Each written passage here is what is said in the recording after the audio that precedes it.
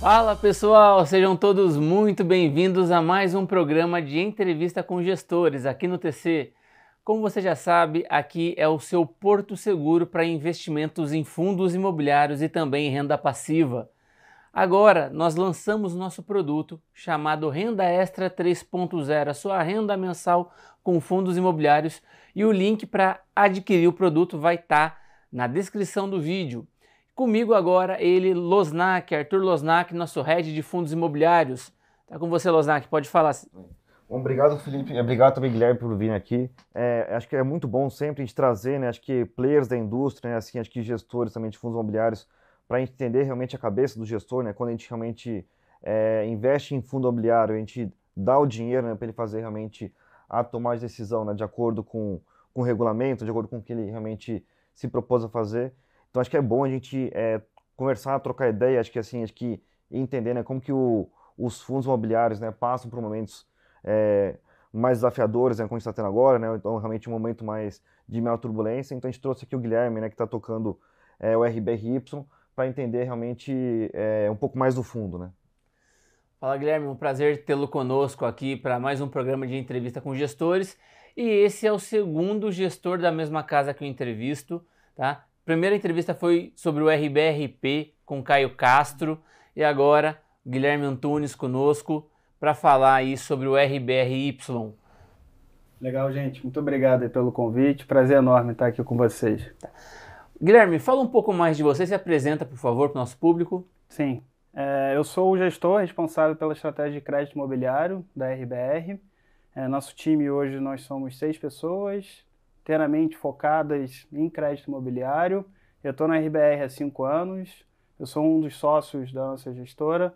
Lembrando que a RBR é uma gestora independente, focada 100% no mercado imobiliário. Somos 50 pessoas, respirando, vivendo o mercado imobiliário basicamente todo dia, 7 dias na semana, talvez até 24 horas no dia. E fala um pouco mais da RBR pra gente, como que surgiu aí a gestora, explica pra gente. A gestora foi fundada pelo Ricardo Almendra e o Guilherme Bueno Neto. Ricardo Almendra vinha do mercado financeiro e o Guilherme Bueno Neto vinha do mercado imobiliário. Então foi uma união de 2 pensamentos, né? O mercado financeiro e o mercado imobiliário. Até hoje a gente se enxerga muito mais como uma casa de imobiliário do que uma casa do mercado financeiro, né? A gente fala que a gente é uma casa do mercado imobiliário com pé no mercado financeiro, e isso diz muito sobre a nossa filosofia de investimentos. A gente no mercado imobiliário, a gente acaba olhando todas as verticais, então a gente faz desde incorporação, residencial e comercial, no qual a gente compra o terreno, desenvolve o projeto, constrói, aluga e aí possivelmente depois vende esse ativo. A gente faz também ativos que são geradores de renda, no qual a gente compra, pode ser um ativo já pronto ou a performar, mas no qual a gente tem o objetivo de carregar a renda, o aluguel desses ativos, então logístico, lajes corporativas, shopping centers, como você falou antes, né, o Caio Castro é o gestor dessa vertical de properties, no qual hoje o principal veículo é o RBRP11. A gente faz também multi-estratégia, no qual a gente compra e vende cotas de outros fundos imobiliários disponíveis no mercado. A gente agora pode também investir em ações de empresas listadas no mercado imobiliário. A gente pode comprar o ativo direto, pode investir em crédito direto, tudo dentro dessa vertical que a gente chama de multi-estratégia, que hoje o principal veículo é o RBR F11, é o Alpha. A gente faz crédito, do qual eu sou o gestor, que a gente vai ter uma conversa aqui hoje sobre um dos nossos produtos de crédito, né, um dos nossos fundos de crédito. E nos últimos 3 anos a gente vem investindo muito na nossa expansão internacional, fazendo investimentos no mercado imobiliário dos Estados Unidos. Hoje 10% do nosso recurso sobre gestão está investido nos Estados Unidos, mas a tendência é que nos próximos anos a gente aumente essa participação dos investimentos lá fora, porque isso nos torna mais inteligentes, faz com que a gente inclusive invista melhor aqui no Brasil e também é uma forma a gente conseguir dar acesso para os nossos investidores aqui a oportunidades lá fora que no nosso entendimento são muito interessantes e fazem parte do balanceamento de uma carteira de um investidor. Então essa é a RBR, hoje são 7 bi sobre gestão, a gente começou há 7 anos atrás. De lá a gente vem crescendo com muita parcimônia, muita tranquilidade. O nosso principal objetivo aqui é fazer investimentos de uma forma melhor. Melhor não necessariamente quer dizer com mais retorno, né? A gente não quer ser a casa que entrega o melhor retorno. A gente quer ser a casa que entrega o melhor retorno dado ao risco daquele investimento. E falando de crédito, a gente vai ter a oportunidade de aprofundar um pouco mais. Pretendo passar um pouquinho dessa visão para vocês. Bom, bem interessante essa introdução, essa apresentação tanto sua quanto da gestora. E uma primeira pergunta que eu vou te fazer agora, antes da gente entrar nessa seara aí do crédito, tá? Vamos conversar de uma maneira um pouco mais macro. A gente tem visto aí muita turbulência, alguns secretários saíram do governo agora, do Ministério da Economia. A gente viu o Ibovespa acusar quase 9% de queda no acumulado dessa semana. A gente está gravando numa sexta-feira, final do pregão, e a gente viu também que o Ibovespa, não vi o aftermarket, mas o Ibovespa ele deu uma recuperada, né? Zerando aí as perdas do dia, mas é uma queda expressiva na semana. Com relação ao IFIX mais estável, como que você enxerga esse cenário dos fundos imobiliários, tá? Com elevação de taxa de juros, a gente já tem algumas casas dando Selic a 2 dígitos e também a inflação que já é 2 dígitos. Como que você enxerga esse cenário macro refletindo nos fundos imobiliários em si?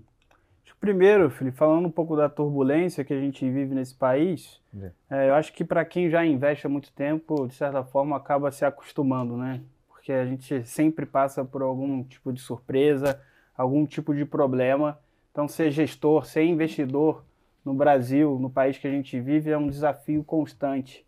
De certa forma, isso torna a gente até mais resiliente e mais preparado para o que tem por vir adiante. Dito isso, a gente está numa situação, como você bem retratou, né, com muita instabilidade macroeconômica em relação à inflação, à taxa de juros, e é natural que os investidores vão buscar investimentos mais seguros, que vão ter uma previsibilidade maior. E quando a gente pega os fundos de CRI, que são fundos de crédito imobiliário, que no final do dia são renda fixa, no qual está atrelado ao CDI ou à inflação, isso traz essa proteção para o investidor também. No momento de muita instabilidade, que é o que a gente está vivendo agora, é natural a gente ver uma procura maior dos investidores por esse tipo de investimento de renda fixa imobiliária dentro dos fundos de CRI, e o Y é um desses fundos de tantos outros disponíveis no mercado. Olhando agora para a parte de FIX, no acompanhamento do benchmark dos fundos imobiliários, eu sempre gosto de perguntar uma pergunta que a gente vê que é uma curiosidade do investidor, pessoa física, que é a maioria nesse nosso segmento, de a quantos pontos o IFIX deve fechar no final do ano. Óbvio, é uma estimativa, um palpite. Vocês fazem essa monitoria, vocês têm uma opinião sobre o final do ano aí do IFIX? Quanto ele deve fechar? Olha, para ser muito sincero, a gente não tem esse número cravado. A nossa visão é positiva por conta disso que eu comentei. Quando a gente olha o IFIX no final do dia, ali dentro tem muita coisa, né? O que quer dizer muita coisa? Você tem ali fundos de galpão, você tem fundos de shopping, você tem os fundos de crédito imobiliário, que são os fundos de CRI, você tem os fundos de laje. E o que a gente vem observando nos últimos meses é que cada segmento tem se comportado com uma dinâmica diferente dependendo do momento que a gente está. Então, quando a gente olha os fundos de CRI, dentro da cesta do IFIX, é um único segmento que vem com uma performance positiva ainda. Isso deve se manter por conta de toda a instabilidade que a gente comentou. Os demais segmentos, que são fundos de tijolo, mais parecido com uma renda variável, possivelmente ainda vão passar por alguns desafios. Mas a nossa expectativa continua sendo muito positiva. Eu acho que são em situações como essas que a gente vem passando agora, que o mercado dá essa chacoalhada, que aparecem ótimas oportunidades de compra. E é um pouco do que a gente faz lá na RBR. A gente se prepara, estuda no detalhe todas as teses, todas as oportunidades disponíveis no mercado, para que em situações como essa a gente se apegue aos fundamentos de cada um desses fundos, de cada um desses portfólios. Então, em situações como essa, a gente enxerga como uma oportunidade também, e a gente acredita que os investidores, de forma geral, também deveriam ter esse pensamento. Os investimentos aqui não são investimentos até o final do ano. A gente está agora em outubro, faltam pouco mais do que 3 meses aí para encerrar esse ano. Mas sim devem ser ciclos de longo prazo, 3, 5 anos. Então, quando a gente olha de 3, 5 anos, investimentos, seja em tijolo, em ativo imobiliário, seja em crédito imobiliário, tende a performar muito bem por conta das características, né, de ativos sólidos imobiliários por trás, independentemente de quem vai ser o secretário, vai ser o ministro da Economia, um bom prédio vai continuar sendo um bom prédio. E é dessa forma como a gente enxerga. Seja na hora que a gente vai comprar esse prédio, direto na matrícula, direto na cota de um fundo imobiliário, que são as duas formas de você ser proprietário de um imóvel hoje, né? Seja quando a gente faz uma operação de dívida por uma empresa, a gente pega esse prédio em garantia. Essa é a nossa cabeça para os próximos anos, próximos períodos. Guilherme, você pode comentar um pouco também, acho que pegando essa parte que você comentou de fundos imobiliários, né, na Bolsa, né, e discutir um pouco da carteira que você tem no RBRY, assim, como que é a cabeça que você assim, compra um FII, né, realmente o grosso está realmente FII de CRI, assim, acho que a ideia, né, vamos dizer assim, acho que a gente viu muita gente, né, nos últimos anos, né, ancorando a oferta de outros gestores, né, e vocês realmente não têm essa proposta hoje. Então, você puder comentar um pouco, assim, o estilo de investimento de vocês, né, em FII de CRI. Sim. Né, acho que comparar, né, assim, pô, qual que é a tomar decisão, né, porque acho que a Mogno fala isso, assim, eu faço a conta, né, eu descasco, né, o FII de CRI ali, né, calculo o quanto que eu acho que vale cada CRI da carteira e realmente se vale mais a pena eu compro o FII de CRI direto. Então, se puder comentar um pouco como vocês pensam, né, para alocar nos FII de CRI. Sim. O Y, que é o RBRY11, ele é um fundo de crédito imobiliário. Ele investe através de duas estratégias. A Core, que é basicamente fazer as operações de crédito diretamente, né? E aí depois vou contar um pouquinho como é que a gente trabalha nessa vertical. A outra estratégia é a estratégia tática, que aí entra os investimentos em cotas de outros fundos de CRI, sempre de CRI. Vocês nunca vão ver no RBRY a gente investindo em cota de um fundo de tijolo. Por mais que a cota esteja muito descontada, eventualmente seja uma oportunidade de mercado, a gente não vai utilizar... Esse é o foco do Alfa, né? Esse é o foco de outro veículo que a gente tem, que é o Alfa, como você bem falou. Então, sempre fundo de CRI. E como é que a gente olha dentro dessa estratégia tática?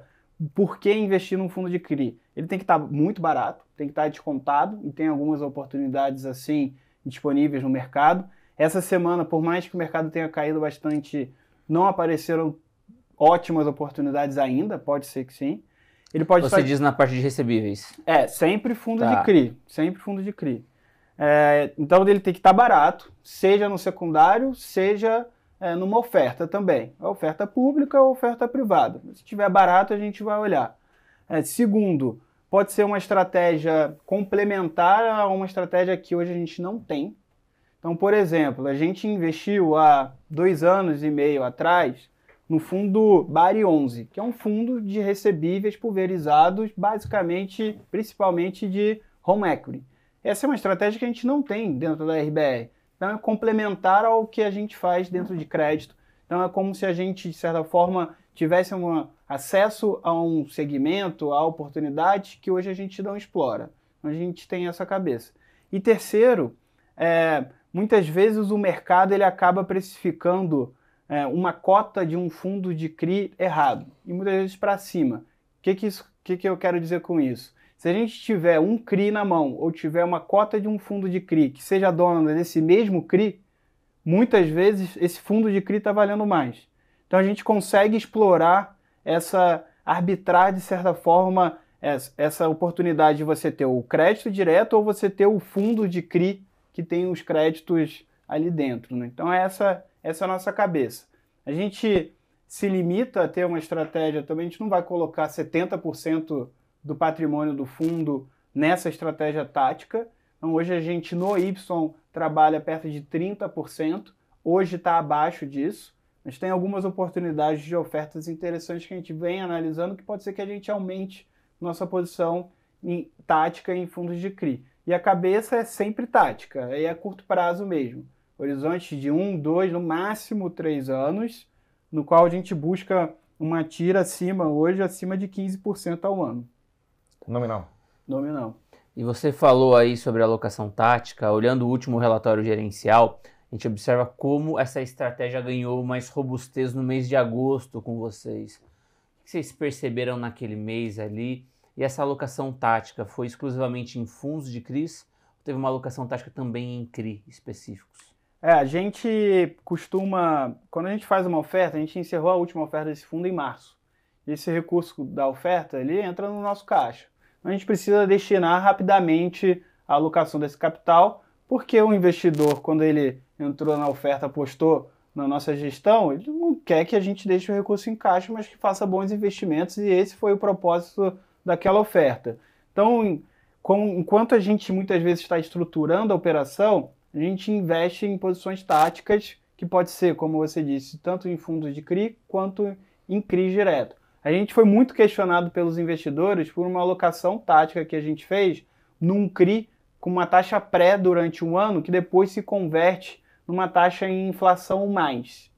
E esse CRI ele rende 8,5% ao ano pré. Isso a gente investiu lá em abril desse ano.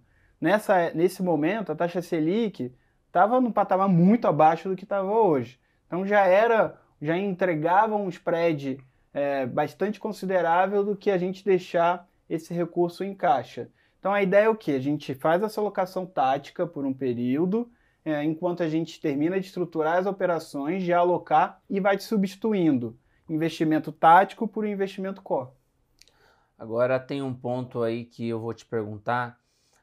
Primeiro, ela se converteria no inflação mais de quanto? E embora a Selic estivesse em outro patamar mais baixo, era previsível, até pelo próprio Banco Central, de que essa taxa subiria. Com a taxa na época estimada para o final do ano, vocês tinham ali uma perspectiva de quantos base points ali para justificar essa alocação? A gente vai carregar essa posição pré até maio do ano que vem.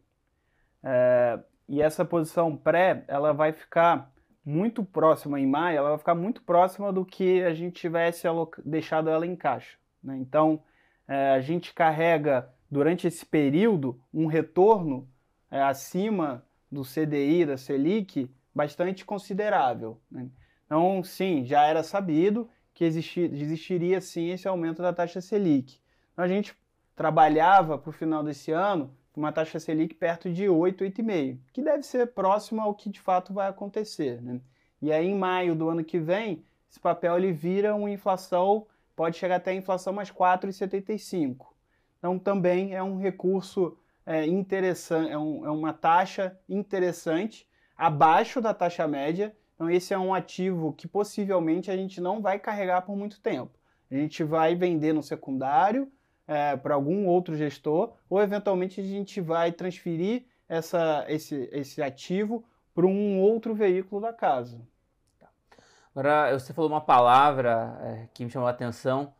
O Lozan aqui preparou uma pergunta sobre isso, ele vai me complementar aqui, que você falou de originação. E aí a gente vai fazer uma pergunta aqui sobre a originação e a ancoragem, né? Qual que é a grande vantagem de vocês ancorarem na própria RBR, que é a principal aí, a parte que cuida dessa ancoragem dos CRIs, a maior parte é da RBR. E sobre a originação, como que é o processo de originação? Se o Lozan quiser me complementar aí da pergunta, fica à vontade. Sim, acho que esse é um dos grandes diferenciais que eu enxergo na nossa gestão de crédito imobiliário. A gente é uma casa que só faz imobiliário, como eu falei, em diferentes verticais. Então existe uma sinergia muito grande entre as diferentes estratégias aqui que eu comentei no início. E a gente explora muito isso em crédito imobiliário. No final do dia, o que a gente fala que a nossa área de crédito, ela aglutina o conhecimento, a expertise e o relacionamento das demais áreas que a gente tem dentro da gestora. Então, muitas vezes, o Caio, que você conversou, ele sai para tentar comprar um prédio, né, de um proprietário, e no final do dia a gente acaba dando uma dívida para esse proprietário com prédio em garantia, porque naquele momento ele não queria vender, mas ele precisava de uma liquidez por um prazo específico. Então, a gente acaba explorando muito isso.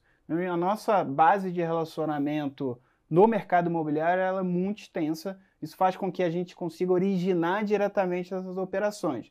Originar diretamente é o quê? É bater na porta das empresas que são proprietárias de ativos imobiliários, pode ser uma incorporadora, pode ser uma empresa de shopping, uma empresa de galpão, negociar diretamente com essa companhia as condições dessa operação. A gente internamente tem a inteligência para poder estruturar essas operações. Muitas vezes o investidor que investe com a gente, ele não acompanha, ele não tem um conhecimento profundo de como é que é o processo de estruturação de uma operação. Mas uma operação muitas vezes demora 2 meses, 3 meses.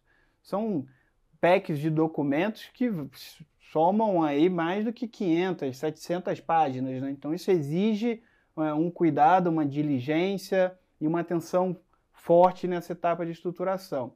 E depois do investimento, como você falou da ancoragem, se você tem a maioria daquela operação, você consegue fazer um monitoramento e você tem uma governança daquela operação muito maior. Se eventualmente você tiver necessidade de alterar algum ponto da estrutura depois do investimento, não antes, e você detém grande parte daquela emissão, você consegue deliberar basicamente sozinho. Então você tem o poder de controle de decisão daquela operação, o que é um diferencial, diminui o risco depois do investimento.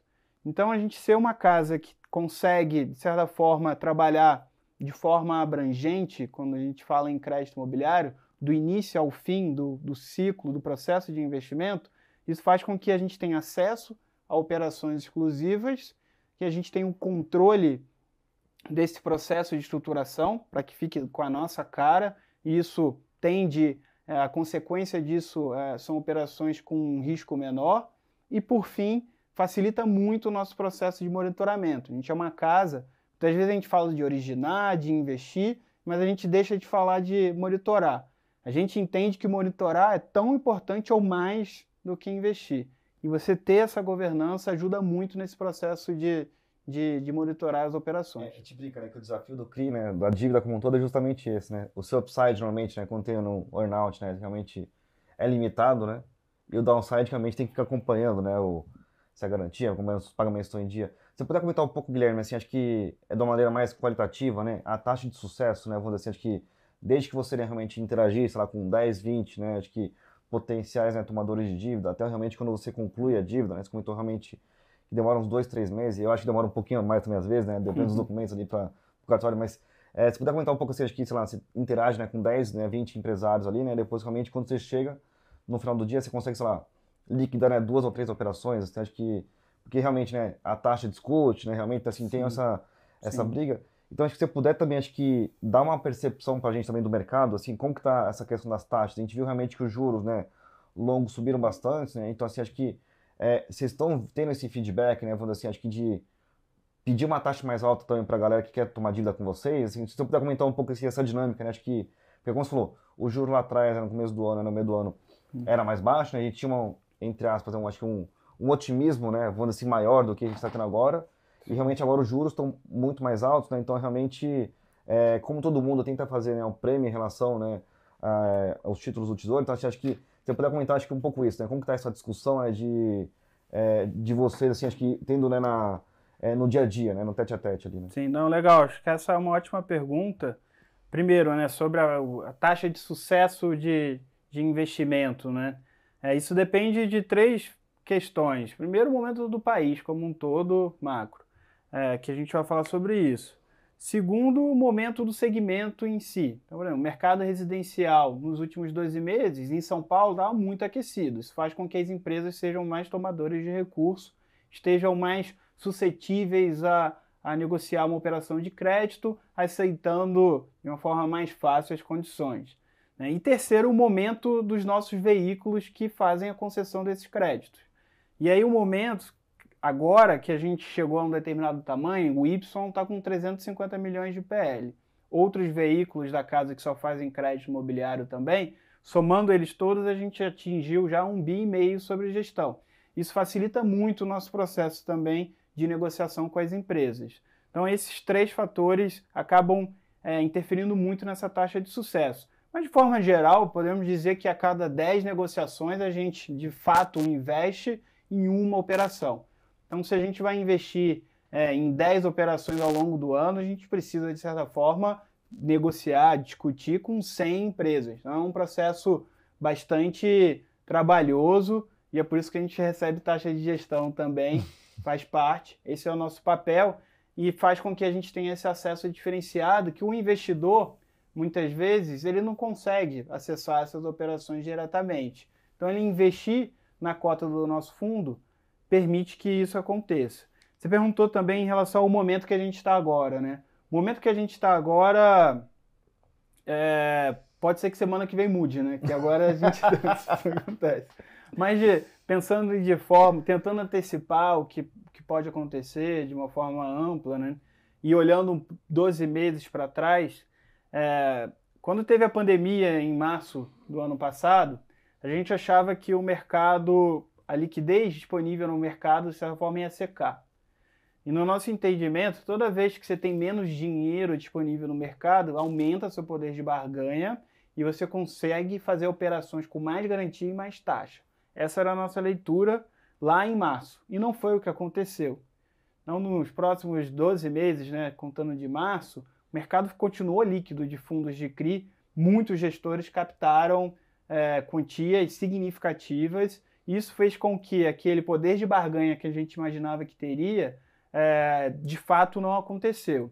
Então a gente foi a casa, por conta dessa nossa leitura, entendendo que era um momento de risco também, que exigia uma cautela muito grande, a gente preferiu não captar tanto quanto outros gestores captaram, né? E a gente chega nesse cenário atual, que aí de fato a liquidez agora está reduzindo e a perspectiva não é melhorar, a perspectiva é piorar, é ter menos recurso, menos crédito disponível no mercado. E nesse tipo de situação, é um cenário muito bom para nós gestores dos fundos de crédito imobiliário, porque a gente vai ter esse poder de barganha na mão para negociar. E a gente já vem transferindo isso. Então, a taxa de uma operação que a gente fechou essa semana a gente fechou algumas negociações. Já foram 100, 200, né, 2 pontos percentuais acima do que a gente fechou há 2, 3 meses atrás. Daqui para frente, a tendência é que a gente continue aumentando um pouquinho mais. Então, de novo, a gente estava falando, né, da questão macro, o impacto disso nos fundos, etc. É engraçado que o mercado muitas vezes sempre está na ponta invertida, né? Quando está bom para investir, ele não quer investir. E quando talvez não esteja tão bom para investir, é quando ele quer. Então, a gente que é um gestor profissional, a gente tem que estar preparado para conseguir aproveitar esses momentos. Então, o que a gente vai fazer nos próximos 12 meses? A gente vai continuar investindo em operações com mais garantia, mais taxa, e para isso a gente vai ter que requalificar, reposicionar o portfólio. Então, vocês vão observar nos próximos meses o nosso fundo, o RBRY, vendendo cada vez mais as posições táticas que a gente estava comentando, para investir nessas operações com mais prêmio, com mais garantia. Então, não sei se acabei me alongando muito, não sei se eu respondi essa pergunta. Acho que só poder comentar um pouco também aqui do mix, né, de indexador, assim, que está mais otimista, né, assim, realmente acho que a inflação, acho que suspendeu positivamente esse ano, né, acho que realmente, né, acho que o grosso já foi, IGPM, IPCA, realmente a gente não deve ter 10% ano que vem, né, de novo, acho que, mas realmente o CDI, né, o Selic foi muito forte. Então, puder comentar um pouco, assim, da cabeça de vocês, né, vocês estão mais otimistas, assim, com uma exposição CDI+, né, ou então realmente IPCA+, né, acho que, sim, e também acho que o feedback também dos empresários para vocês, né, vocês também estão preferindo mais inflação ou mais Selic, né? Sim. Acho que essa é uma ótima pergunta também, a gente é questionado muitas vezes sobre isso, e é uma dinâmica, de fato, impacta muito os fundos de CRI, porque você tem fundos de CRI que só investem em papéis indexados ao CDI e fundos de CRI que investem apenas em papéis indexados à inflação. O Y11 ele investe nos dois, então ele está protegido ao aumento da taxa Selic e ele também tem uma parte do patrimônio protegido caso a inflação continue elevada, que é o cenário que a gente se encontra hoje. A gente na hora de aprovar uma operação de investir, a gente é agnóstico em relação à indexação. O que isso quer dizer? A gente quer uma ótima garantia, com um bom devedor e com um bom prêmio de risco. É isso que a gente busca. Se é em CDI ou inflação, isso não interfere muito no nosso processo de investimento. Por quê? Porque a gente acredita que nas operações que a gente trabalha, que são operações que vão de 3 a 10 anos, o CDI ou a inflação, nesse prazo, eles na média vão se encontrar. Então a gente tem que precificar a operação correta dentro desse período. Esse é o nosso foco, né? Se a gente olhar prazos, janelas curtas, é claro, vão ter distorções, que é o que está acontecendo, agora menos, né? Mas há 6 meses atrás era gritante, né? A inflação muito alta e o CDI lá embaixo, né? Então a gente sempre olha esse horizonte de médio e longo prazo. A gente não é uma casa que fica explorando movimentos apenas de curto prazo. Então o investidor que a gente espera que o nosso investidor ele aposte na gente num prazo longo, né? E não apenas nessa janela. Então isso é o nosso olhar como gestor, alocador de crédito imobiliário. Em relação às empresas, é curioso também que as empresas, por mais racional que a gente espera que seja, no final do dia as empresas, muitas delas são geridas por um dono, né? E o dono é um ser humano e muitas vezes ele também está suscetível aos vieses ali deles, né? E o que a gente observa é o quê? Ano passado todo mundo queria CDI, né? As empresas queriam tomar recurso em CDI. Agora todas elas querem estão querendo tomar mais em inflação, né? E, de novo, operações de longo prazo, de 5 anos. Ou seja, ele paga CDI, o cara que queria tomar CDI no ano passado, ele pagou durante 1 ano, CDI mais barato, mas depois isso talvez reverta, né? Então, assim, tem essa questão também, o que faz com que ser agnóstico na indexação ela é interessante. Então, o que a gente sempre quer fazer é um bom negócio, seja em CDI, seja em inflação. Agora, nesse momento específico, essas operações que eu comentei que a gente vem fechando, são operações tanto em CDI, e aí no Y a gente está negociando o CDI mais 5, o CDI mais 6. O que isso quer dizer? Se o CDI fechar esse ano a 8,5, mais 6, você está falando de uma operação que vai rodar quase 15% ao ano. É um ótimo retorno. Nominal, sim, mas é um ótimo retorno, né? É quase um retorno de renda variável, fazendo renda fixa com ótimas garantias, né, por trás. Então a gente está aqui num prédio no Itaim, do lado da Faria Lima. Do lado aqui do prédio que a gente está, o estúdio, tem uma operação que é garantia numa operação nossa. Então é esse tipo de proteção que a gente busca e consegue atingir níveis de retornos elevados. Em inflação, a gente tem fechado operações em inflação também. Perto de inflação mais 8, inflação mais 9. Também, se você for olhar o nominal, considerar uma inflação que hoje está em 8, 7%, que seja no ano que vem algo entre 4% e 5%, também vai te entregar perto desses 15% nominal ao longo do ano que vem. Então essa é a nossa cabeça e é o que a gente tem conseguido negociar com essas empresas que são nossas parceiras. Deixa eu te perguntar aqui, você foi falando várias informações que eu fiquei aqui me segurando para não te interromper. Primeiro ponto, eu vou mandar várias curtinhas para você me responder de uma maneira mais objetiva aqui para a gente seguir aqui na entrevista. Você falou que está pegando de 100 a 200 base points, sendo que você pegava 2, 3 meses atrás. Mas vocês estipulam um prêmio mínimo em cima de uma B ou não? Vocês não têm essa originação? Como é que a gente essa cabeça, no caso. Como é que a gente precifica? Se é em CDI, sempre vai ser um spread em cima do CDI. Então, por exemplo, no Y11, qual que é a taxa mínima que a gente busca nas operações dentro da estratégia Core? A gente busca CDI mais 4,5 para cima. Tá. Então, essa precificação ela é muito simples e a gente vai olhar o risco da operação. Quanto maior o risco, mais prêmio a gente vai buscar. A gente tem operações que ela pode chegar a CDI mais 7. Também, é claro, é importante dizer, a gente não é uma casa que faz operações de CDI mais 10, CDI mais 12, que a gente enxerga no mercado. A gente trabalha num nível, podemos dizer, intermediário. No inflação, a gente precifica em cima da NTNB. Então, a gente vê qual que é a NTNB, com prazo médio equivalente, e coloca o nosso prêmio em cima. E aí o prêmio para o Y mínimo também é 400, 500 pontos. Então, vamos pegar uma NTNB hoje, tá? Agora a gente, de novo, né? Pode ser que... Agora perdeu a referência. Perdi a referência aqui, mas vamos imaginar, NTNB está em 5%, né? Mais a inflação, é claro. Então, para a gente fazer uma operação, a gente tem que buscar entre 9% e 10% mais a inflação, entendeu? Tá. Bom, você comentou aí sobre a duração dos títulos, agora a duração das dívidas que você compara ali com relação a B, e eu vou te perguntar se vocês, como vocês enxergam no caso, vocês têm um dos maiores durations aí entre as carteiras de crédito do mercado. Vocês têm um aí com 2,8 anos de duration. Isso vai obrigar com que você tenha que movimentar mais a carteira para recompor esse portfólio.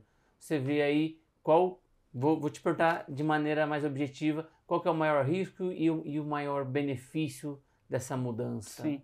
Prazo numa operação de crédito também está muito relacionado ao risco.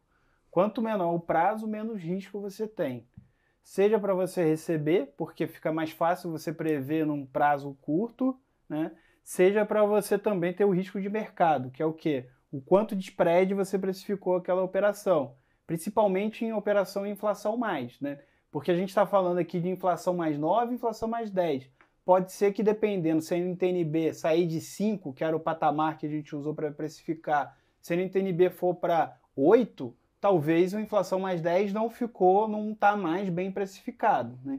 Então você tem o prazo curto das suas operações, te ajuda para que você faça novas realocações num momento que você consiga precificar melhor aquela operação. Então esse é um ponto e é assim que a gente enxerga. Também a natureza dessas operações que estão no Y faz com que sejam com um prazo mais curto, porque grande parte dessas operações são no segmento residencial, que é um segmento com um ciclo de investimento mais curto, que vai de 3 a 5 anos. Então a gente faz as operações para se encaixar no mesmo ciclo de investimento do ativo que é o lastro, que é a garantia da operação.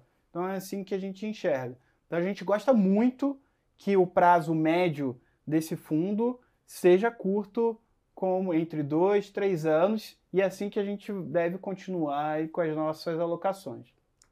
A gente vê alguns players aí da indústria, como o Cami, né, como o GCR, eles que se expondo a coisas mais diferentes, né, como energia, né? E acho que você podia comentar um pouco assim, né? Acho que realmente o core, né, hoje, né, vamos assim, do RBRY é mais residencial, né? Você pode contar um pouco assim, acho que qual que é a tua percepção, né, assim, acho que de demanda, né? Se o que você recebe, né, vamos assim, de demanda continua sendo muito mais residencial, ou vocês estão começando a olhar, né, outros setores como estão, vamos dizer assim, acho que sendo mais criativos, né, que não te pediam, vamos dizer assim, alguma dívida lá no passado, começando a interagir mais com vocês, né, para tomar uma dívida, para ver taxa, para começar realmente, acho que ter essa evolução, né, acho que seria uma boa a gente ver como que está performando, né, os setores como um todo do lado de vocês, né? Sim. A gente é aberto a avaliar qualquer tipo de segmento, qualquer tipo de operação. É claro, tem aquelas que a gente gosta mais, que necessariamente são as que a gente conhece mais, né? E tem aquelas que a gente gosta menos, seja porque por conhecimento mesmo a gente gosta menos, seja porque a gente conhece pouco, e aí vai aqui a necessidade de a gente ter que se aprofundar e aprender.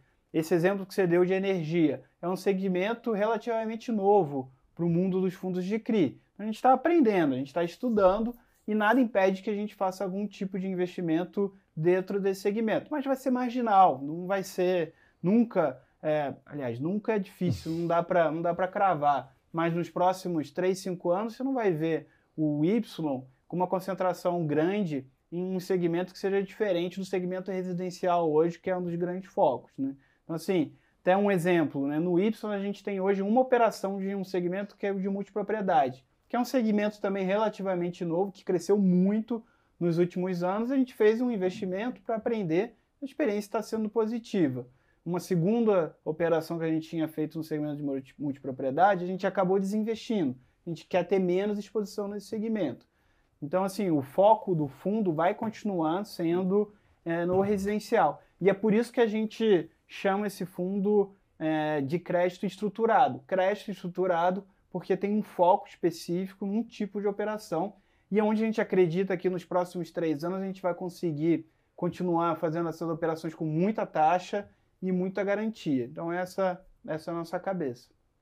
E qual que é a diferença, assim, né, acho que pra gente também acho que discutir, né, acho que a tomar a decisão, né, vamos assim, do RBRR, do RBRY, vamos assim, vocês discutem junto, vamos assim, acho que os cheques se dividem, será proporcional ao caixa que tem disponível em cada um, ou realmente, né, vamos dizer assim, acho que o R pode ter uma dívida mais corporativa, né, ou sei lá, mais próximo do CLI, né, vamos dizer assim, enquanto realmente o Y, como se for, um pouco mais estruturada a dívida, né, vocês realmente tem que trabalhar um pouco mais as garantias, né. É isso. A gente tem os dois veículos, são estratégias distintas que eventualmente, é muito raro, existe uma operação só que existe uma sobreposição, uma operação que está nos dois fundos, né? E para isso acontecer, você tem que ter uma combinação que ela é difícil de ocorrer, mas às vezes acontece. É o quê? Você tem uma operação com um ótimo devedor, era muito óbvio, que tem acesso a banco, tem acesso a outros gestores e consegue muitas vezes pela qualidade ou da empresa, do balanço dele, ou pela garantia, conseguir taxas menores. Esse é o foco do R11, que é o high grade, né? O Y, ele trabalha com empresas que têm acesso ao mercado bancário, mas menor, são empresas menos óbvias, são empresas menos conhecidas, que já pagam para o mercado de capitais ou de crédito um prêmio maior. Mas isso não quer dizer que não tenham boas operações, boas garantias envolvidas. E aí isso exige uma sofisticação maior na nossa estratégia de negociação e de estruturação dessas operações. Em contrapartida, por ter um devedor menos conhecido, com balanço grande parte das vezes menos robusto do que as empresas que a gente trabalha no R11, a gente acaba buscando uma taxa maior. Então acaba que a sobreposição, ou seja, uma operação que a gente invista nos dois fundos, é difícil de acontecer. Quando isso acontece, a gente acaba separando, dividindo pela disponibilidade de caixa, né? Então aquele que tem mais caixa acaba tendo uma participação maior, né? E uma pergunta que a gente recebeu bastante, né, que é um pouco mais complexa, né? Já sei qual que é. Que é um pouco mais polêmica, assim, acho que... Eu ia fazer essa, mas eu deixei pra ele que ele é o head difícil, deixa as buchas pra ele mandar. E acho que a discussão que a gente teve, né, muito assim, foi justamente essa, né? Por que o R, né, que é mais, entre aspas, é mais conservador, e o Y, que é um pouco mais agressivo, né? Sim. O R está entregando um dividendo maior, né, pro cotista nos últimos meses, né? Então, acho que você puder discutir um pouco, Guilherme, assim, acho que como funciona, né, na RBR como um todo, assim, a política de dividendos, né? Acho que a gente viu também lá atrás, né, uma marcação mercado, né? Acho que alguns CRIs, alguns FIIs de CRI, né, pagando, né, de maneira agressiva, né, vamos dizer assim, acho que não era realmente quem estava sob a administração do BTG, né? Mas assim, acho que e realmente vocês, né, acho que sempre foram, né, conservadores na distribuição de dividendos. Então, se pudesse acho que discutir um pouco, assim, acho que a política, né, vamos dizer assim, de vocês distribuir dividendos, né, e realmente, né, o que aconteceu nos últimos meses, né, realmente que o R acabou entregando o dividendo um pouco maior, né, vamos dizer assim, do que realmente o Y, né, e assim, acho que qual que é a tua, né, assim, acho que a tua percepção para frente, vamos dizer assim, acho que realmente o que você está olhando, assim, acho que se a gente vai voltar a ver, né, acho que o Y, né, realmente, né, acho que entregando o dividendo vamos dizer assim, acho que um pouco maior que o R, né? Ou realmente acho que cada um joga seu jogo e não dá para ter uma distinção, né? Essa, sem dúvida, ela é uma pergunta que ocorre bastante, por isso que eu falei que eu já sabia qual que era. E eu vou começar por ela, respondendo a diferença, né? Por que o R hoje distribui um dividendo maior ou igual? Agora eles estão iguais, né? E aí tem alguns motivos. Primeiro, não tem problema nenhum com nenhum dos dois fundos. O problema, se é que existia um problema, era com a política monetária, no qual você tinha uma inflação alta e uma taxa de juros muito baixa, incompatível com aquele cenário macro que a gente vivia, né? Então isso fez com que os fundos que tinham mais inflação tinham uma capacidade de gerar resultado maior do que os fundos que tinham mais CDI na sua carteira. E é o que acontece na diferença entre o R11 e o Y11. O R11, ele nos últimos 12 meses, né, não dá para tirar uma foto só também, tem que ver o filme, porque o dividendo ele é ao longo do semestre. Então você tem que ver o filme daquele semestre. A inflação também é defasada. Também, e além tem isso também da defasagem, que pode ser de 2 meses atrás, 3 meses atrás. Então, olhando esse filme dos dois fundos, o Y vem carregando uma carteira mais indexada ao CDI, que só vem subindo agora nos últimos meses, enquanto o R tem uma carteira mais inflação, que veio capturando todo esse ganho. Inclusive, 20% do patrimônio do R, nesse filme dos últimos 12 meses, estava em operações em GPM. E GPM, nos últimos 12 meses, superou 40%. Então, é natural que o R tivesse, por conta da inflação, uma mais munição para ser utilizada em dividendo, né? Então isso aconteceu. Se a gente olhar daqui para frente o filme, nos próximos 12 meses, isso vai mudar.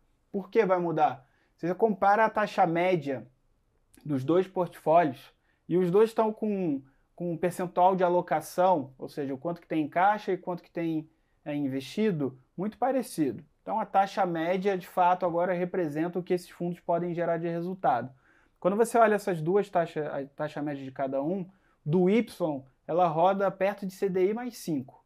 E do R roda perto de CDI mais 2,5. Ou seja, 2,5% a mais ao ano de resultado rodando dentro desse fundo. Que isso, com agora um cenário de política monetária um pouco mais razoável, por mais que os resultados não sejam o que a gente gostaria de estar observando, mas uma Selic mais elevada na tentativa de controlar a inflação, essa dinâmica que eu comentei que ocorreram nos últimos 12 meses tende a ser diferente nos próximos 12 meses e o Y naturalmente vai ser um distribuidor de dividendo maior do que o R. Então fica até uma dica aqui já, olhando aí um pouco para frente, né? Os fundos de CRI não têm uma padronização sobre como distribuir o dividendo, como reconhecer e distribuir o dividendo. O que a gente acredita é que isso é prejudicial para o investidor final. Porque ele não sabe, muitas vezes não tem acesso qual que é a metodologia, não é muito comparável, assim. E não consegue comparar. E a gente acha isso muito ruim. Eu nem estou falando qual que está certo ou qual que está errado. Tá? A gente segue uma política de distribuição em caixa, então a gente precisa receber o caixa também numa determinada operação para que a gente possa distribuir o dividendo.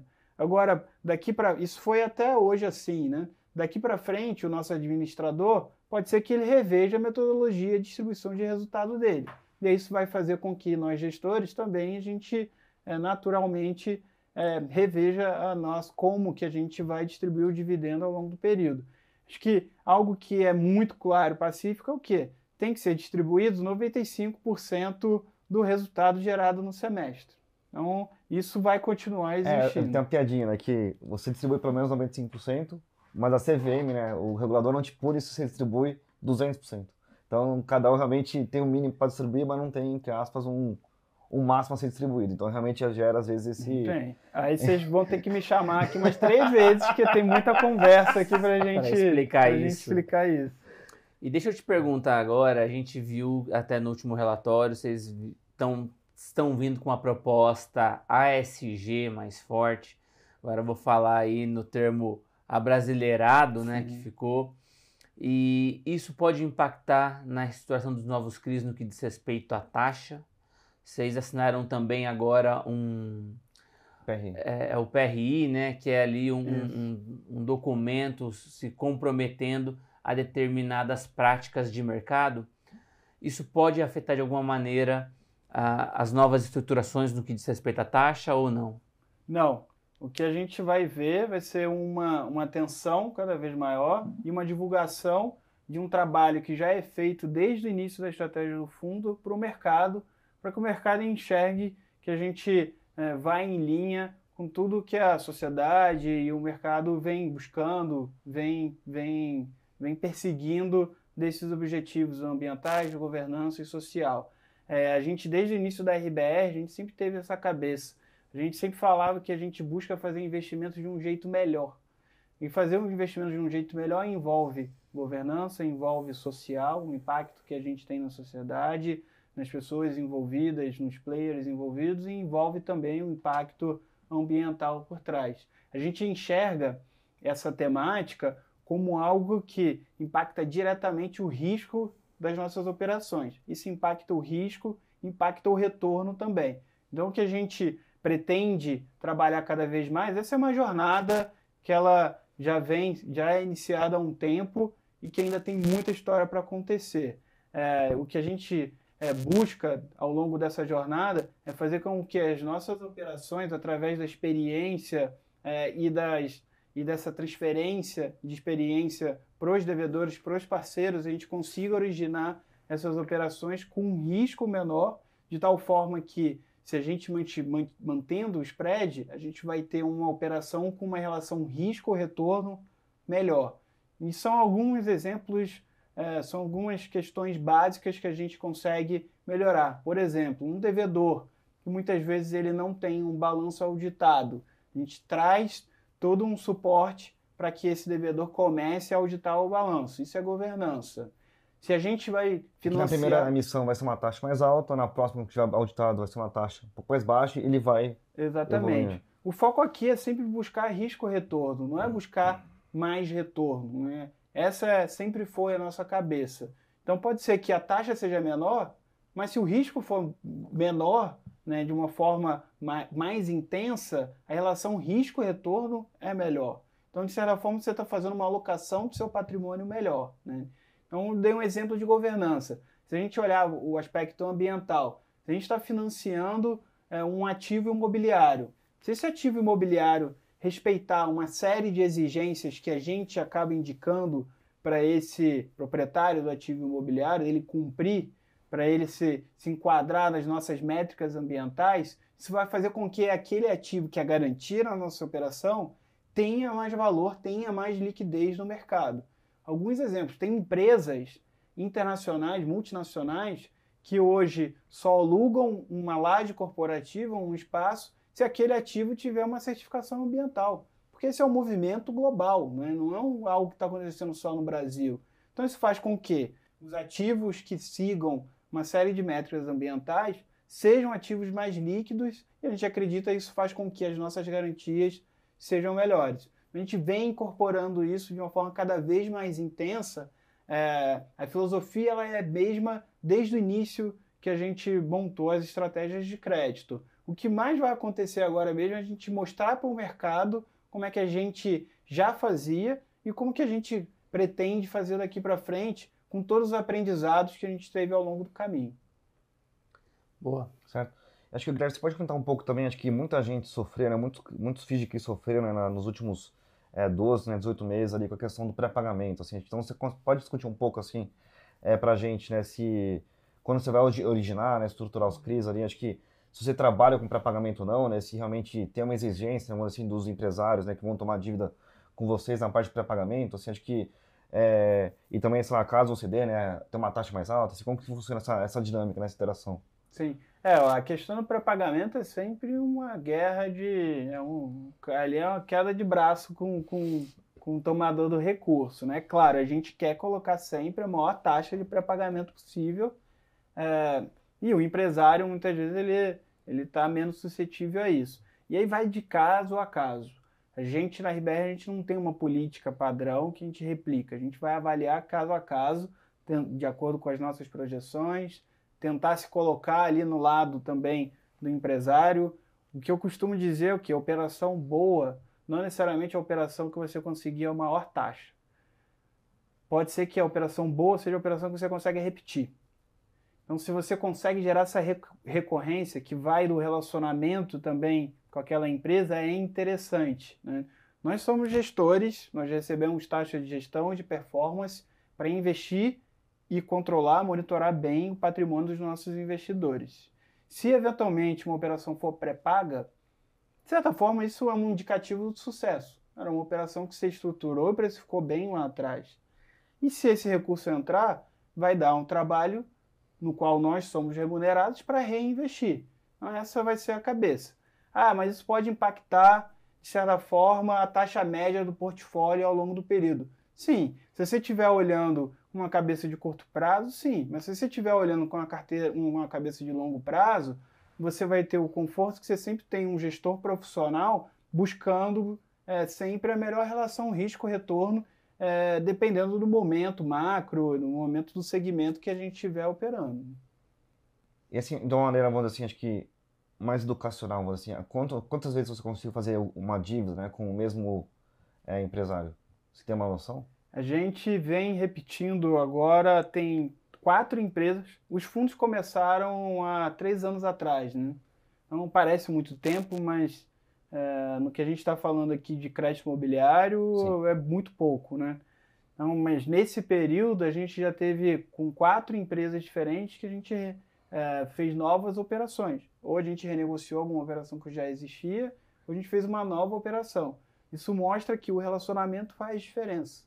Se você quer, numa mesa de negociação, enfiar uma faca na barriga do empresário e tirar a maior taxa, a maior quantidade de garantia possível, esse cara, Se ele puder, de alguma forma também, em algum momento, enfiar uma faca em você, ele vai enfiar, entendeu? Então, isso aqui é uma construção de relacionamento, né? Não é só uma questão objetiva de números, né? De LTV e taxa. Até os dois, dependendo do analista, você pode ter interpretações diferentes.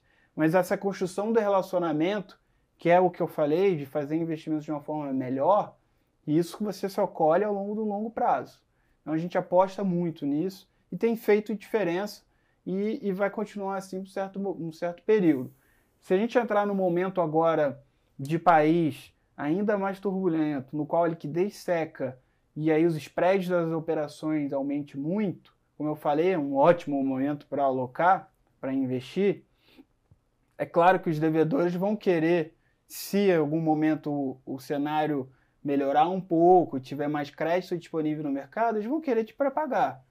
E aí vai também do nosso bom senso aqui, falando, olha, me paga aqui a multa de pré-pagamento e eu vou investir em outra operação, ou não, vamos tentar aqui renegociar essa operação, no qual a gente traz um benefício para os investidores e para você também, e a gente segue a operação por mais 3, 5 anos, né? Então, assim, é muito caso a caso. Você tocou aí na parte de LTV. Eu fiz essa pergunta para o Caio. A época que eu entrevistei o Caio, vocês estavam impedidos de falar aí por conta de emissão do R. E um ponto que sempre me chamou a atenção é na questão do LTV. O LTV ele é feito na estruturação do crédito, mas muitas vezes quando você tem uma carência de amortização, e quando você vai amortizar, aquele imóvel que foi dado em garantia, ele já pode ter um outro valor, normalmente tem. Não deveria ser revisto, se talvez não periodicamente, ou se quando começar a amortização, porque aí você vai reduzindo a dívida, o LTV tende a ir reduzindo cada vez mais pela quitação pela amortização, mas não deveria ser revista essa questão do LTV no momento da amortização do imóvel?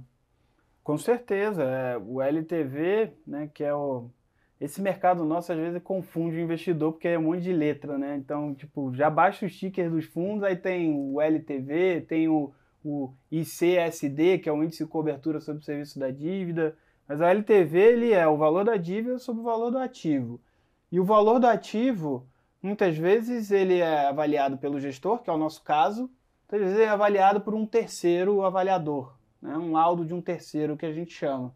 No nosso caso, a gente acredita que pelo fato de a gente só fazer mercado imobiliário, a gente avalia melhor esses ativos imobiliários do que os avaliadores terceiros. Não estou falando que o trabalho deles não é bom, mas a gente prefere a gente avaliar. E a gente reavalia esses ativos de forma recorrente e vai depender da natureza do ativo. Tem ativo que a gente reavalia mensalmente, tem ativo que a gente reavalia uma vez ao ano. Então, sim, sem dúvida, o LTV, não só pelo saldo devedor, mas pelo o numerador e o denominador, né? Ele muda não só pelo numerador, mas ele muda também pelo V, o denominador. E é legal essa pergunta que você fez, porque há 3 anos atrás, eu acho que grande parte dos investidores não sabia o que era LTV e não conseguiam enxergar isso nos relatórios dos gestores, dos fundos. E agora eu acredito que grande parte dos fundos divulguem... Tem relatório de riscos, né, também da RBR. Esse LTV, tem um relatório de risco, isso vai muito na questão da informação, e eu acho que o investidor tem que cobrar isso, né? Cobrar do gestor agora que ele já coloca o LTV, que antes ele nem colocava. A gente na RBR talvez a gente tenha sido um dos pioneiros, mas antes ele nem colocava. Agora que ele coloca, como é que você avalia esse V do LTV? Então, sim, são questionamentos importantes também para o investidor começar a ir sofisticando. E a gente acredita que isso vai deixando o mercado cada vez mais preparado, mais sofisticado, de tal forma que todo mundo sai beneficiado. Primeiro, os investidores, que é quem dita aqui, né? Claro, sempre é o patrimônio dele que está em questão aqui. E segundo, os gestores.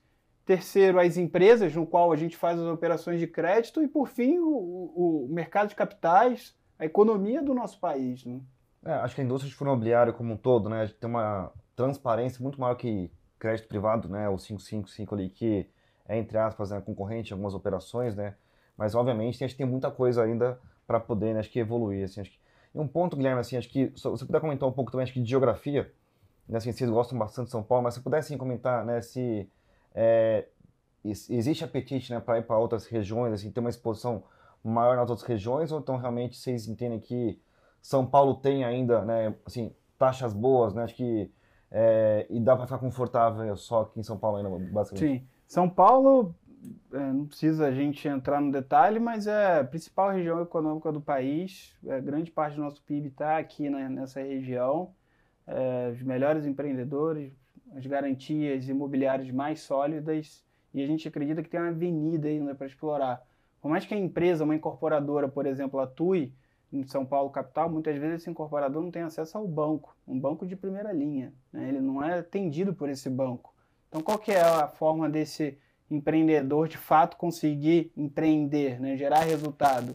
É através de mercado de capitais, através das operações de CRI, que a gente consegue trabalhar com essas empresas. Então, a gente acredita que tem um espaço grande, vamos continuar com uma concentração relevante em São Paulo. Isso por dois motivos. Um, porque a gente acredita que a relação risco-retorno, de novo aqui, né? Relação risco-retorno. A gente não consegue fazer o CRI com a maior taxa de retorno do Brasil fazendo uma operação com uma garantia na cidade de São Paulo. Não consegue. Então, se o investidor esperar da gente um CRI com maior taxa de retorno, ele não investe com a gente. Não, acho que um ponto bom falar, né, que às vezes uma taxa de retorno é tão alta que o cara não vai pagar, né? Então, assim, tem isso também. Pode ser isso também. Verdade, né? Ele se comprometeu a pagar. Se ele de fato vai cumprir... já vai pensando na execução da garantia, né? Já são outros 500, né? Mas a gente busca a relação risco-retorno, a gente acredita que São Paulo oferece isso. E depois que a gente investe, eu volto ao ponto do monitoramento. Eu brinco que, eu acordo aqui, eu moro em São Paulo, né? Então eu acordo em São Paulo, se a gente quiser visitar metade do portfólio das garantias, a gente consegue visitar em um dia. Porque as garantias estão num raio de 150 quilômetros. Se as garantias estão espalhadas pelo Brasil inteiro, como é que você faz isso de forma recorrente? É mais difícil, você precisa ter uma estrutura muito maior. Você precisa ter esse controle maior. Então, no nosso entendimento, oferece uma relação risco-retorno maior e facilita muito o nosso processo de monitoramento dessas operações. Você falou muito sobre pontos de economia que vocês têm, porque vocês mesmos fazem a avaliação do imóvel, vocês mesmos fazem a originação, vocês mesmos fazem o contato. Quanto que vocês conseguem ganhar nessa economia que reverte em benefício do investidor do fundo de vocês? Teve uma operação que a gente investiu recentemente no Y, que é a operação do CRI Lote 5, que a gente estruturou. Como a gente fez todo esse trabalho de originação, estruturação, avaliação, negociação, etc., a gente discutiu com o empresário uma taxa de estruturação, que essa taxa ele eventualmente pagaria para algum intermediário fazer todo esse trabalho que a gente estava falando. Nós, gestores, nós não nos apropriamos de nada dessa taxa. Isso é uma política da RBR, não necessariamente assim com outros fundos, mas na RBR a gente não se apropria de nenhuma taxa de estruturação. Quando isso ocorre e a gente não consegue incluir na taxa de juros, né, ao longo da vida inteira a gente receber isso com uma taxa de juros maior, a gente mantém essa taxa de estruturação e paga, a gente recebe, na verdade, essa taxa de estruturação no primeiro mês da operação como um prêmio de juros. Nessa operação do CRI Lote 5, a gente recebeu 1,5% do montante que a gente investiu. Se você pegar 1,5% e dividir pelo prazo médio da operação, que são 3 anos, está falando de 0,5% a mais. Essa operação a gente investiu a inflação mais 9%. Só com esse 0,5% a operação é equivalente a gente ter investido a inflação mais 9,5%. Então a gente consegue agregar, dependendo da operação, de 0,50% a 1% de taxa adicional de juros na operação, por esse trabalho. Bom, excelente. Bom, a gente já está batendo aqui um pouco mais de 1 hora de entrevista. Eu não tenho mais perguntas para fazer, não sei se vocês têm mais alguma coisa. Eu vou fazer as temáticas também, mas antes da gente encerrar, se tem mais alguma técnica. Bom, a gente sempre tenta conhecer um pouco mais aí do gestor. E outro dia me perguntaram no Instagram qual que foi uma das que eu mais gostei de fazer. Foi com o Caio Castro, me identifiquei. A gente tem o mesmo esporte aí de hobby. E vou fazer agora essas mesmas perguntas para você, a gente conhecer um pouco mais quem é o gestor, a pessoa por trás do gestor, né? Primeiro, eu queria que você indicasse para a gente 2 livros, um de mercado e um fora do mercado, que te marcaram, que foram livros relevantes aí para você. Falando um livro, primeiro, um livro de mercado que eu li recentemente, que eu gostei muito, foi O Homem que Resolveu o Mercado. Fiz uma tradução livre aqui em português, um livro em inglês, que fala do Ben Simmons, que é um dos fundadores da maior gestora de quantitativo do mundo, exatamente. E é muito interessante, porque é um método de investimento diferente do método que a gente fundamentalista acaba utilizando, e isso acaba complementando nossa forma de olhar os investimentos como um todo. E um que de não mercado, eu indicaria a biografia de Yogi, que é o do Yogananda, que é um yogi bastante conhecido, que fala sobre hinduísmo, sobre yoga, meditação, uma série de questões que ajuda muito aí a gente até mesmo enfrentar essa rotina de mercado de zigue-zague, de gangorra, de notícia de secretário, de ministro e de tudo que vem acontecendo. Às vezes a gente relaxa 1 minuto, reflete bem tudo que está acontecendo para conseguir continuar aí com os investimentos, protegendo o patrimônio do nosso investidor. Segundo gestor que recomenda esse livro. É mesmo? Segundo. Achei que ia ser o primeiro. Não, segundo. Tem mais gestor aí fazendo a invertida, as posições lá do yoga. Aí, eu não faço a invertida não, mas eu recomendo o livro. Boa. Eu não faço invertida não. Não faz não? Não. Ele é yoga aqui. Ah, é? Ele é. E deixa eu te perguntar agora um hobby, um esporte que você tenha, que você gosta de fazer no seu momento de descontração, de lazer. Eu gosto muito de pedalar e correr. Agora na pandemia isso foi um pouco afetado, mas acho que agora as coisas estão voltando aí mais perto de uma normalidade e estou conseguindo voltar ao esporte. Durante esse período aí, com o esporte talvez um pouco mais restrito, aí era muito tempo lendo, muito tempo com as pessoas que a gente ama, que a gente está próximo. Acho que isso faz da gente também tirar um pouco a nossa cabeça ali da intensidade do dia a dia, relaxar um pouco e voltar na segunda-feira pronto para fazer um ótimo trabalho. Boa. Bem, pessoal, e agora com as respostas dadas aí, conhecemos aí um pouco mais do Guilherme e aguardamos vocês na nossa próxima entrevista com gestores. Foi um prazer, espero que vocês tenham gostado, que você tenha gostado de estar aqui. Esperamos aí que volte mais vezes, não só você como outros da casa aí da RBR. Sempre atende a gente aí com bastante boa vontade, tá? Acho que é isso. Losnak. Muito obrigado, Felipe. Muito prazerzão. Obrigado, pelo tempo. Obrigado aí, gente. Tamo junto na próxima, pessoal. Um grande abraço. Tchau. Tchau.